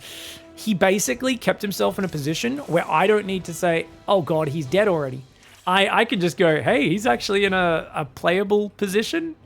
I don't think he's ahead, but it's definitely playable. It always feels awkward losing that much mining time. He's going to hallucinate a Colossus for high ground vision. Hey, cute force fields. Gets himself a few Stalkers and Sentries, but oh, no. Oh, God, get out of here. He loses 2 Stalkers, a bunch of units to the splash damage. He has to just go home now because his army's much weaker. And notice how his Sentries are a bit further behind. That's the right call. He's got to get out of there Run, run, run. Run away, mate. Oh, God. BYUN's jumping on top, gets himself the Stalker, almost gets the second one. Force field in the corner would be nice. The Bio's actually so wounded. Yeah, this is a bad move for BYUN. Unless he gets the Stalker and gets away. Only loses a Marine for like 2 Stalkers, I believe. That was actually really good for now. But yeah, that's where things can get frightful. Loses a few more Marauders and Marines. Nice chase. I like the way Hero blinks after him and then picks up the Stalkers at the front after they shoot in order to kind of save them with the Warp Prism. Now, double Forge again. Again double Forge, but this time with 6 gas. Oh, he's just doing everything. He's so rich from the early game, he's decided, look, I'm going to Zealot drop your main, have Blink Stalkers out front. I'm going Colossus. I'm going from 3 gate up to 6 gate. And I'm surprised he's not building a 4th base right now. He is a little supply blocked. Stalker harassment's good. Picks himself off another Marine. Zealot drop heading towards the main, but it's a long time till charge is done. And there we go. 4th Nexus on that right side. 3 more pylons are coming in. He's only got army supply blocked, so it doesn't matter, guys. When you get supply blocked and you need to build army because there's an attack in your face, that's a problem. But you notice he doesn't have enough money to build more army anyway. So that supply block doesn't actually cost him anything because it's not delaying probes from coming out and mining resources. And this is something you got to factor in. You know, supply blocks in the early game when you're trying to build your economy are very painful. Supply blocks when you're trying to defend an all-in, a big attack, and you desperately need units, very painful. But that supply block didn't really matter. And that's kind of the beauty of guys like Hero and Dark, I feel, is they usually get supply blocked a lot more than other players, but it's also at the less important moments in the game. That's something I should probably do a better job of actually commenting on as a commentator as well, is not just, oh, players supply block, this is something fundamental, he should fix that. But I should also be pointing out, hey, it's not as high impact as, to be fair, Dark actually gets supply blocked in the opening and stops himself from droning a lot. So he's not a good example, but Hero, I think that's a little more rare. Immediately backtracks and just starts making fun of Darky. I'm like, oh no. Gotta transfer these probes. Should be transferring 8 of these. Usually about 8:30 to 9 minutes, guys, is when your main mine's out. You can use that as all races. So you want to just leave 8 workers in the main. If you do this, even if the mineral patches are still there, some people go, oh, but it still says 8 out of 16 or 16 out of 16. Why would I pull the workers? And it could be this mineral patch is 20 minerals, that's 50 minerals. They're all about to run out in the next 10 seconds. But people will be like, oh, it's not time to pull. They'll look away. And they won't look back because they get too busy with everything else happening. They look back at 16 minutes and the probes have just been doing nothing the whole time. So that's something I've really advocated for. And there's been a few pro players who, especially the younger generation, the kind of MaxPax generation, who I think they didn't, I guess, know about it because they were just too young when we were first discovering the golden rules of Legacy of the Void, when we were trying to figure out how the game operates and how to play it best. And I did not learn a lot of those rules, guys, or discover a lot of those rules, guys. I learned them, by the way. I'm not trying to take credit for any of that. Basically, when I say we, I mean, I said, hey, Snoot, how do we do this? Hey, Showtime, what do we do? Hey, Stats, what's that? Let's copy your replays. Ah, classic, this is how you do this? Oh, Maru does that? Okay, BYUN does this? There was, yeah. It's definitely not an innovator. There's a lot of people who pick up games really fast. I'm not one of them.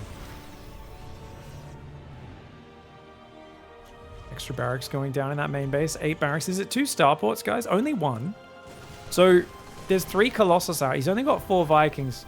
Now, this is a really weird area for fighting because Colossus Splash will be big here, but also the gateway units are all stuck. BYUN needs to pull back. Yeah, BYUN staying a bit clumped for a little bit long there, but the Stalkers blinking forward is just bananas. Absolutely bananas. What are we... Oh my gosh. Oh my gosh, even Disruptors and Sentries... I think, oh my god, if he loses all these Colossus, this is such a dumb way to lose this game. Oh my lord, I couldn't even commentate that, guys. That was such an awkward fight from Hero. To be fair, BYUN lost a ton of stuff as well. Hero does have more economy. Hero's just trading so awkwardly in these games, right? Like, in the last game, though, he had an upgrade advantage. This time, his 2-2 is about to finish. So this one, I still think losing the Colossus was unnecessary in the previous game, but I can kind of accept that he has a deep knowledge of when to trade Zealot Stalker that sometimes, you know, is on the riskier end, but definitely increases win chances earlier. That fight, he definitely didn't need to blink forward with his Stalkers and all that sort of stuff. And at the end of the day, I guess his income's big enough. It seems like it's fine. He's got triple Robo and 10 gate, two Robos. Is just keeping the Terran army small the most important thing? Am I completely wrong about these fights needing to be efficient? Because, I mean, we know Terran's always more efficient than Protoss, usually. Not always, but most of the time. We also know that at maxed out, Protoss struggles to deal with the maxed out Terran army, especially transitioning from a gateway-centric army to like Disruptor, Storm, Carrier, because it just costs so much infrastructure to get there. It's kind of similar to how Terran can't, you know, technically mass 3-3 battlecruisers kind of destroys everything Protoss has. Just, you can't get there as a Terran without dying. It's kind of the same with Protoss getting off this gateway-based army. Unless you just trade a crapload, keep the Terran's army below 160, 180 supply, don't let, and look how quick you are to max out with these cheap Zealots and Stalkers. This is actually working out pretty well. So I kind of like it. I mean, don't get me wrong, there are times when these sort of fights lead you to a very early grave, but Hero's game sense seems to be on point. And I have to give him props here and kind of keep an open mind, because it seems to be not just working, but working very well. Look at that supply advantage. He's going to shave off some units, forces a stim, Disruptors moving in. 2 more Disruptor shots do come out. Okay, the Bio doing some decent spreads. There's just not enough Bio. Guys, where's the rest of his army? Is BYUN this outnumbered? He's got a bunch of Vikings out to the left. I think they were cleaning up a Prism over there. Oh, he needs those Vikings on the front. That's a lot of Vikings. But he's already bled out a lot of Bio before this happened. He's got to be careful of Disruptor Stalker that he doesn't just lose all of his Bio. He does take out a few Disruptors, a few Colossus as well. There's so many Zealots coming in from behind the Vikings. Take out that Colossus. They will move to the right side. Stalker's going to chase them away. Can he hang on? Oh, gee. BYUN's in trouble. He does focus down a few Disruptors. Oh, he gets 3 Disruptors, and the Disruptors take out a bit of his Bio, a few Marauders and Ghosts, but also a few Zealots do go down. Vikings on the right side trying to steer away from this army, trying to build 5 Marauders, 4 Marines, and a few Libs at a time. BYUN needs to make sure he is dropping mules and pumping Bio right now. In these scenarios, it's all about surviving. And if, I mean, even building a bunker might be the way to do it. He's got 5 Marines building at a time. Those reactors need to be non-stop. They're only building 1 Marine at a time on some of his reactors. He pushes out into the Zealots, which is probably a good move. I think he might have got a Disruptor there. And he will be able to clean up these Zealots. Oh, the Disruptors come far forward. Doesn't hit anything, though. Just forces a hot pickup. Yeah, BYUN's Marine production's drying up again. Oh, no. Now, this is something which it's so rare. I normally look up to guys like BYUN because they very rarely slip up on this. But this is something I always struggle when I'm tapping Marauder and Ghost so much to actually queue up enough Marines. And I often end up with the same thing where I only queue up a few Marines each cycle. And I've been trying to work on it for years. And whenever my panic sets in, it's always a big problem for me. It's happening for BYUN right now. Only 3 Marines building at a time, even though he has, I believe, 3 reacted barracks, at least 2 of them. Okay, medevacs are getting taken down. Bio's taking out the Disruptors. Oh, that one landed! A little bit too slow to focus the Disruptor. He can't even take that Disruptor out as well. But he does crumble the frontliner Hero. And that might be good enough. BYUN. Oh, no, 3 Colossus. He's got to be careful. Get out of there, mate. The Libs will be able to hold him for a moment. He's got to heal. He's got 6 medevacs, but dude, he's got to heal these Marauders. He's got a few Vikings and a few Libs. Hero is just all over him. Hero has a gold base. Oh, and Hero's taking a 6th? No, 7th. That's base 7 against a Terran who's stuck on 4 base. BYUN's been a little more efficient. He needs to be way more efficient in this game. Hero's absolutely remaxing faster and just trading. And remaxing faster and trading. If BYUN can just hang on to max out, he should be able to take the advantage. But shoulda, woulda, coulda is what they told me when I said I wanted to be good at StarCraft. I should have been good at StarCraft. The Liberators sieged up, are at least zoning a little. This one on the left's in a bad spot. It's going to go down. Hero's starting to pick away. And remember, he's got these Disruptors backing him up as well. This isn't like an all-in or anything, man. He's had 3-3 versus 2-2 upgrade advantage for a while as well. That's why he's showing so much urgency, because 3-3 of BYUN's almost here. It's not there yet, but it is on the way. Disruptor shots coming forward. Stalker's going after the Libs. Vikings will clean up the Colossus. The Bio focusing the Disruptors. Oh, BYUN with some very good focus fire, but he just does not have the numbers. SCV's being pulled into Colossus. Oh, no. The Marauders do take out those last 2 Colossus. The Marauders very good versus Stalkers, but what's he got left? A few Marauders in the south, a few Marauders up the north. The Stalkers are getting taken out. SCVs are going down. Where did that Disruptor come from? 2 Marauder kills. Juicy micro there from BYUN, but not enough, is it? It's just not enough, mate. If he loses that Ghost, that's a bummer. Yeah, you get a Colossus, but you lose a few more Marines and Ghosts, and look who's rich and look who's not. Units lost tab is dead even. I'm starting to realize now, okay, guys, so when the Protoss is this far ahead of the curve, was he this far ahead earlier? I guess he was a little... He definitely had a little bit of economic momentum. It's just impressive how even the trades have been, really. Yeah, Hero's awesome, man. Taking bases everywhere. Oh, okay. Yeah, he's so rich. I mean, he's on 91 probes now. But I'm thinking about the turning point, which was like around the time those first Colossus fights were and stuff, because that really was... I think BYUN fighting at the Watchtower was a big mistake. Hero kind of baited him in by headbutting into a choke point and throwing all his Sentry Stalker away. And yet it actually worked in his favor because it convinced BYUN to fight at a time which was not good for him. Disruptors land in the mineral line. Yes, the medevacs try to pick up. The rest of the bio is on move command. The Zealots with amazing surface area on top of that rally. And he is trapped in a dark corner. Hero is going to be going to the grand finals. GG, well played, Hero. All right. What's going on, everybody, and welcome back. We've got Hero in the bottom right side up against MaxPax in the top left. It's the grand finals of the ESL NA Weekly, and it's the two best PvP players in the world. Hero has gone for a Sentry expand into 3-gate. Meanwhile, MaxPax also going for a 1-gate expand, but it's the classic Adept Oracle, which, by the way, is getting tracked by Hero's Hallucinated Phoenix. So we're jumping straight into the action from a few minutes in past the openings. There was no real disruptions. The only loss so far has been 50 minerals, which I believe was Hero double pylon blocking the Nexus to slow that one down from MaxPax. Now, MaxPax is going to go for a bit of an engage here. That Adept shading in. I mean, he's trying to just keep these units busy. The Oracle doesn't want to fight the sentries, but he can outposition them. Hero's got to get in that mineral line. He's got to get in that mineral line. Otherwise, he will lose a couple of workers. Man, the shields disappear real quick, though, don't they? That sentry damage is pretty lit. 2 workers do go down. So far, though, guys, he kills a pylon, a zealot, 2 probes. This is a massive start. Problem, does he have an answer? Because Hero's got 3-gate Stalker coming in. And he's going to go for the battery and start doing big damage after that. These 4 sentries can defend the Oracle, but can they defend the natural at the same time? They're going to go after the natural, which means the Oracle comes in. MaxPax abusing Hero's inattention. Gets himself 6 probes and gets out. Gets in, gets out. Meanwhile, the Stalkers get pulled as well. The probes get pulled as well as a Stalker here for MaxPax, allowing him to defend. He's got a Void Ray coming as well. It's going to be 6 Stalkers soon, but that's two shield batteries, man. He's changing his mind on what he wants to focus on. Hero does pull back that Stalker, but battery overcharge plus a Void Ray will keep him safe. The Oracle goes back in for even more damage. Actually, it's a second Oracle. That one only got 1 kill, though, so good defense there. Hero is down 13 workers right now, but he's got a good Stalker count, and I actually think he wins this game because battery overcharge is gone, and look at that. He can just volley down the Zealot without taking too much damage, and if that Void Ray exposes itself, he will do big damage. He doesn't know about the pylon in the back. He does. He focuses the pylon. Probably not worth losing Stalkers for that, though. He's got to get rid of the Void Ray. Another Stalker goes down. Hero might have to keep it in his pants a little bit. I think he feels the urgency because he knows he's so far behind in mining. Almost gets the Void Ray, but not quite.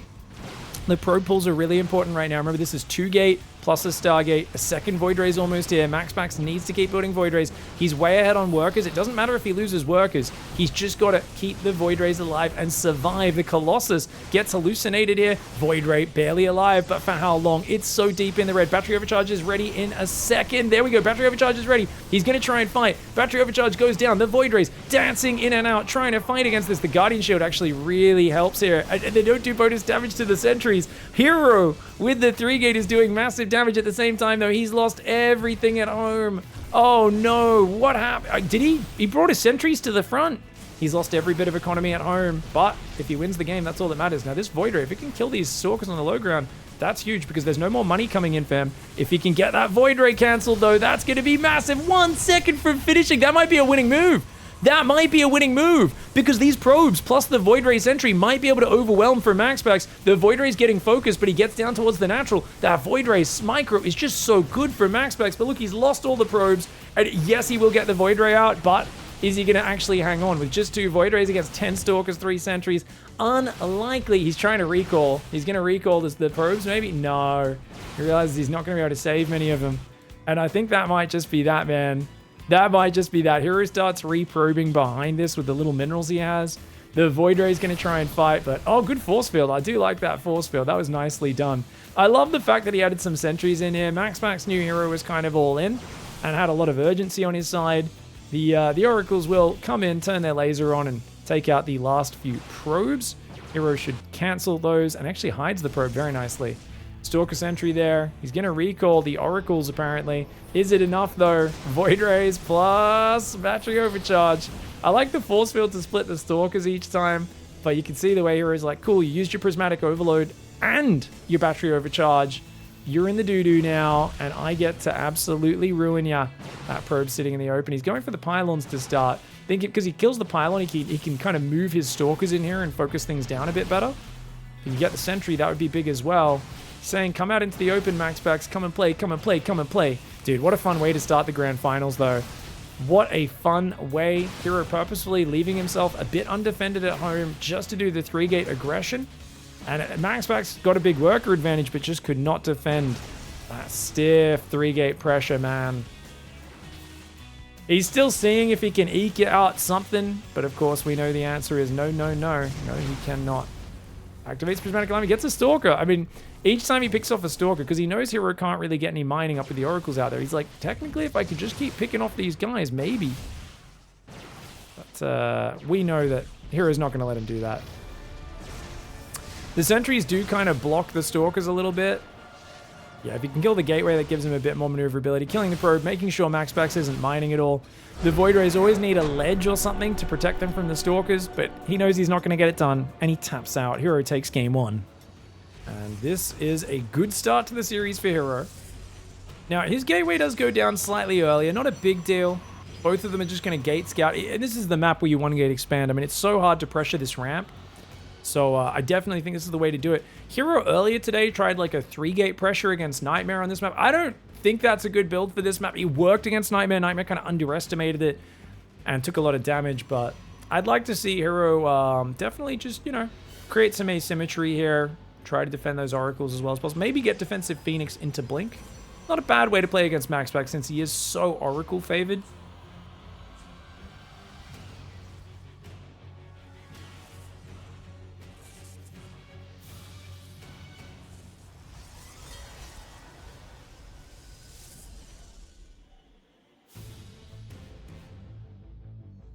Probe harass here for MaxPax. Pretty good. Hero will keep attacking him though. And likewise, same on the other side.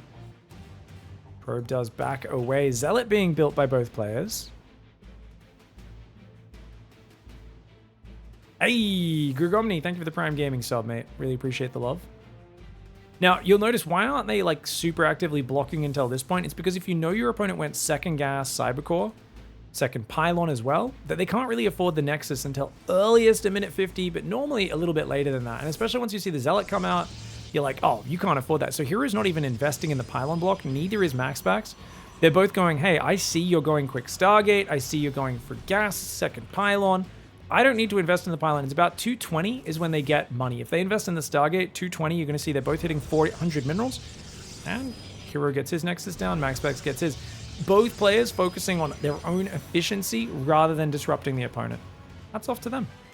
Now, there was no gateway unit being built for Hero, whereas, of course, the Adept that MaxPax loves opening with, it's probably the trademark of his early 1-gate expand versus 1-gate expand meta.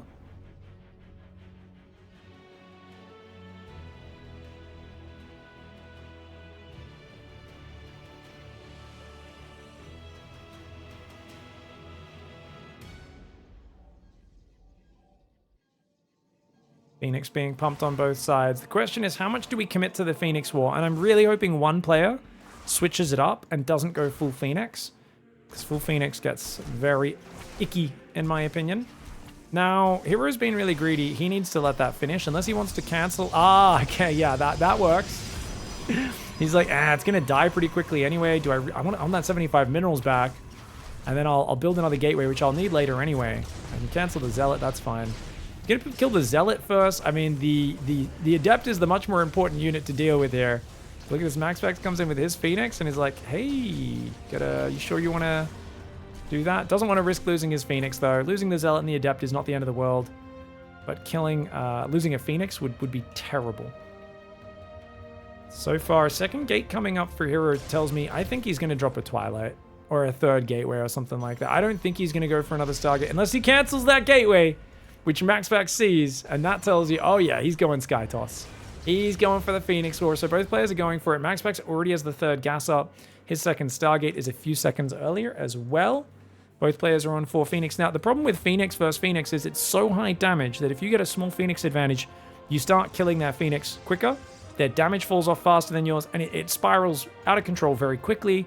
So you have to really make sure you have as many Phoenix as you can at pretty much every moment. Now, the problem is, because you're afraid to push in, because it's so dangerous, you don't get a lot of scouting, so your opponent might be able to swap into either Stalkers or DTs. DTs is a scarier transition. Oh, MaxPax is just going to go for it. Gets a Phoenix, doesn't lose one in return. Oh, if he gets another one, that could be big. Oh, he's going to get one. Oh, he's going to get another one. Oh, he gets another one. He's clicked on it. Oh, he gets it. He gets it. That's huge. 2 Phoenix kills already. This is that snowball we were talking about. Now, Hero needs to go home. The fact that he's even sitting in the middle of the map is so silly. If he gets getting shot, he loses another Phoenix here. He is literally a fraction out of range there. Fraction. He's like half a range away from losing another Phoenix right now. Oh my. And even now, it's 5 versus 6 with more coming in from MaxPax. MaxPax just like, lol, here we go. That's game. That's game. MaxPax has it. He's focus firing them down faster than he's losing them. He's killed 5 for 3. Actually, he did lose. Oh, you know what? You know what? It's 4 versus 3. Yeah, if he catches them, though, the problem is if he catches them. And he does. He gets 2 for 1. And he's going to get a 3rd with no kill in return. That's game. Very well played by MaxPax. Winning the first Phoenix trade. I love that I explained that. Just like 2 seconds later, we saw the rare example of people actually fighting with Phoenix early and the ridiculous snowball. Well played by MaxPax. All right. Nice comeback there for MaxPax in game 2. Just dives on the Phoenix. And that's why you got to be like, remember I was like, hey, it's hard to scout because it's dangerous to go across to their side of the map where they've got defender's advantage. They have an extra Phoenix pop out. They fight you. Game spirals really badly and you just lose. But because of that, players often don't scout or be aggressive. They just defend, and then that gives the chance to the other guy to sneak Dark Templar in. You have no detection. You just die. Or it's like, oh, he only built 4 Phoenix and swapped into Blink Stalkers. Oh, crap. I didn't even realize. And now I've got 20 Phoenix, but he has 20 Stalkers, and the Stalkers are kind of better and more well-rounded. And now I'm in trouble as well. So trying to scout and pressure and figure out when they have less Phoenix than you is always very difficult. But I think here we'll probably see Hero go for a different thing. I don't think he'll play Phoenix versus Phoenix again. Now, I just asked everyone in the Twitch chat. Now, if you guys are watching this on YouTube, if this one makes it over to YouTube, a rare mirror matchup. It's a finals. It deserves to be up on YouTube, I think. Let us know what you have for breakfast. As Stan, I was explaining to everyone, I have oats with banana, peanut butter, and cinnamon, and it's so good every day. I love it. It makes me very happy. People are saying egg burrito, peanut butter, honey sandwich, Huel. Oh, Huel, that's like liquid stuff. Ooh, don't like that. Ah, that's okay. I'm sure it tastes good. I don't mind like some of those meal replacement ones actually taste kind of nice. Just wouldn't want to eat it too much. Cinnamon on ribs? Please tell me that's actually what you had for breakfast. You just had some leftover ribs and put some cinnamon on it? I'm so confused. Coffee and chicken breast? Holy crap, someone's working out. Cinnamon rolls, bacon, and a small portion of egg. Oh, we're all jealous of Tech Sentinel right there. Holy crap. You know what, guys? So I've always heard of this place called Cinnabon you guys have in America, and I'd never really knew what it was. And then I saw one in Dubai when I was on a connection, because they have everything in bloody Dubai or Abu Dhabi. I think it was Dubai airport. And I got one, and oh my God, talk about the most ridiculously delicious, fattening. It cannot be good for you. Nothing can be that lathered in icing and be that tasty and be good for you. But damn, it was good, man. I really enjoyed that. That was great. I wish we had that in Australia. Anyways, cinnamon bun's not really a big thing here. Okay, so far the early trading. MaxPax has lost a Zealot. Hero's lost a probe. Hero sends another probe because he hasn't seen the Nexus yet. And he's actually, oh, he's going to 3-gate again. Oh, he's 3-gating. Okay, he's gonna do the 3-gate again. This is very similar to game 1. Is MaxPax going to be ready for it? Seeing no probes on the natural is a bit of a tell. Is it, though? Because, of course, he's going to stack in the main. Oh, he could kill some probes on this side of the mineral line. The Oracle just gets out. He sees the 3 gateways. Okay, more batteries. He's building a second Oracle. Oh, God. Oh, MaxPax, we need that Void Ray started. There we go. Gets 250 minerals, starts the Void Ray. I don't know how you defend this stasis trap. The Oracles are kind of forced to be aggressive. I mean, if you group up the Oracles, you can kill all the probes. The problem is, if you don't have the Oracles at home, you're just going to get overrun. Oh, he doesn't have battery overcharge. This is a huge problem, guys. The Sentry almost gets focused down, but that Stalker dying is huge. This moment when he doesn't have firepower is actually the moment where you need to do well. Battery does heal the pylon. Probes get pulled a little bit. The Oracles are going to go in there on a mission. They have to annihilate Hero's economy right now so that the Void Rays can defend. Battery overcharge does come in. Oracles are going to shift focus fire down these probes. Good micro for MaxPax. He kills 6. Not as many as you would have hoped for, but the Void Ray is here. Did MaxPax just attack his own Adept with that Void Ray, guys? I feel like he just killed his own Adept. I think he did. That was weird. Battery overcharge is gone. There's still a bit of healing on this battery, but the Void Ray is taking damage, and it does have to back away. 7 probes in total died on Hero's side of the map. He's on 16 probes, but as long as he can keep warping in Stalkers 3 at a time, he still might have enough to get lethality on this Void Ray. MaxPax needs to pull more probes. He needs to pull more probes. He needs to do it fast. Oh, the probes are pulling in, but maybe a little bit late. Oh, no! If he had a sentry here to force field, this would have been massive. But he doesn't have Void Ray. Oh, it goes too close. The Void Ray drifted too close to the Stalkers. Even though there's a new Void Ray out here. Look at that. He built a pylon in the back. Oh, my gosh. That Void Ray gets focused. Oh, he could kill these Stalkers one at a time, potentially. The Void Ray needs to get back in there. He does want to finish that pylon, I would imagine. But, oh my god, he's actually killing all of these probes, and the Oracles go back in. They're doing big damage. He killed the Stalker, which means he doesn't need to micro anymore. He can just A-move that. The Void Ray goes down, though. With no new Void Ray building, I think that might be enough. MaxPax warping in a Stalker, not the best choice. He does do some damage on that right side. That Stalker will go down. More Stalker warps in on the natural. 19 probes against 4. The Oracles kill pretty much the last economy, and he's down to just 1 probe mining. Hero has no more income. He only has 4 Stalkers. He's warping in 3 Adepts. Those are his last units. Those Adepts need to finish off MaxPax. MaxPax does not have a Void Ray, and look at that. He's got a Stalker, another Stalker, and a Zealot, but he's got so much battery healing. As long as Hero doesn't have enough DPS to kill his units, as long as MaxPax stays at the batteries, I think he's fine. And 1 Stalker at the batteries is doing A-okay. The batteries are almost out of juice, though, so we might lose that fight. Hero has to tap out, realizing with those extra units coming in that he can't quite break him. I'll just show you guys the very end of that game. So you can see, yeah, he gets in there, but there's 3 Stalkers. They're going to kill those Adepts. You kill some probes, but not all of them. And then there was the Stalker plus, yeah, it was going to slowly lose to these, but pretty slowly, you know? He's warping in more Stalkers there. It's like, that's a tough spot to be in, because he knows these are his last units. He's not going to be able to kill. The rest of the Stalkers will come to the low ground and it's game over. Good GG for Hero. All right, well, he holds on there. Let's change that scoreboard around to reflect the player positions. MaxPax in the bottom side of the map. Gonna go for a 1-gate expand on a map where they can build a pylon and warp across the gap. You gotta be careful of that. Hero going for it appears to be a high ground 2-gate opening. He's still gonna scout though, so you will get that info at least. I wonder if he goes for like a proxy robo or something like that. Could be cool. Ooh. Are we never gonna see a Protoss game go past 10 minutes? You gotta realize, guys, that MaxPax, he toes the line of greed so well. Him in PvP is kind of like Serral playing Zerg in 2018, where everyone's like, oh, he's too greedy, too good at the late game, like, let's not let him get there. And they keep thinking like, oh, surely I can all-in him. And these all-ins against these openings work against any other Protoss player, they just don't work against MaxPax. At least not every time. It worked in game 1, didn't quite work in that last game, almost did. It's always on knife's edge. And that's why, like I understand why people all-in him a lot, right? It's just a way to try to take advantage of a guy who it feels like is always being so greedy with his fast expand, but he's so good at defending it that I feel like it's at best flipping a coin. And to be fair, Hero has a 50% win rate versus MaxPax. He's the only guy who really contests MaxPax in this matchup. Almost everyone else gets destroyed. Thank you, Guerrilla Warfare, for the 23-month resub as well.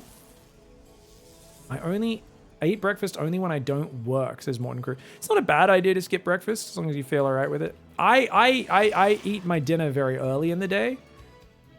Usually before like 5 p.m. and I sleep at like 10. So I like having my breakfast in the morning, gets me through my stream. And then I prefer to have like a lighter lunch. It is what it is. I definitely love Krispy Kreme, man. But I don't think I'd be eating that for 2 out of 3 meals a day anytime again. After that one experience, it was insane. Sentry's gonna defend. Battery on the front as well. So this is cool. This is a robo defense for MaxPax, which is perfect to counter the blink. If it is indeed blink, which it looks like it will be when he gets 150 gas. 1 base blink is a powerful opening, especially on this map, because you can blink. I don't think you can blink into the main directly. Maybe you can with like 1 Stalker barely, but you can blink across that side. You can blink here. You can blink up and down over here as well. Problem, Immortals do counter. It's very good at sniping Void Ray openings, which MaxPax normally goes for, but Hero doesn't know about this. He doesn't know that it's a robo. He sees the sentries, which honestly should tell him that it is not going to be Stargate, though. But at this point, MaxPax is like, cool, you're doing an all-in. I'm getting like 4-gated right now. He doesn't know for sure that it's blink, but he will realize that in the near future. 2 gates there, 3rd gate there, 4th gate there on the front to turn this into a fast warp in pylon. Ooh.